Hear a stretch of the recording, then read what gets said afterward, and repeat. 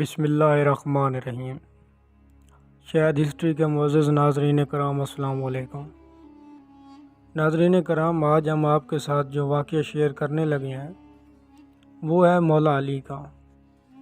ناظرین کرام، ایک مرتبہ مولا علی جنگ نہروان کے لیے اپنے گھوڑے پر سوار ہو رہے تھے کہ ایک نجومی مولا علی کے پاس آتا ہے اور کہتا ہے کہ اے علی، یہ جنگ آپ مت لڑیں کیونکہ آپ کا ستارہ گردش میں ہے اور آپ یہ جنگ بری طرح ہار جائیں گے۔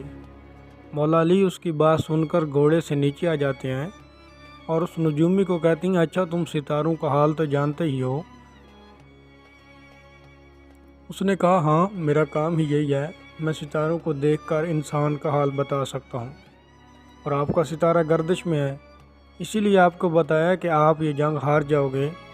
مولا علی نے اس نجومی کو کہا کہ اچھا وہ سامنے ایک گھوڑی ہے اور وہ پیٹ سے ہے، بتاؤ اس کے پیٹ میں نر ہے یا مادہ ہے؟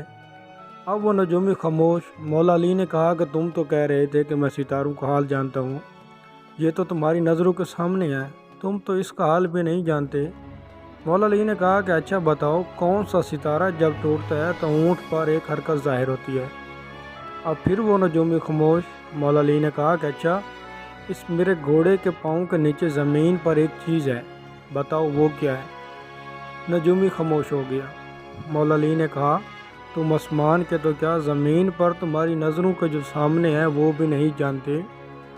اور پھر مولا علی علیہ السلام نے ارشاد فرمایا، سنو اے شخص، میں علی اب تجھے بتاتا ہوں کہ علی کی زندگی کی سب سے کامیاب جنگ یہ جنگ ہوگی، اور میرے 10 لوگ بھی اس جنگ میں نہیں شہید ہوں گے، اور میرے مخالف کے 10 لوگ بھی نہیں بچیں گے۔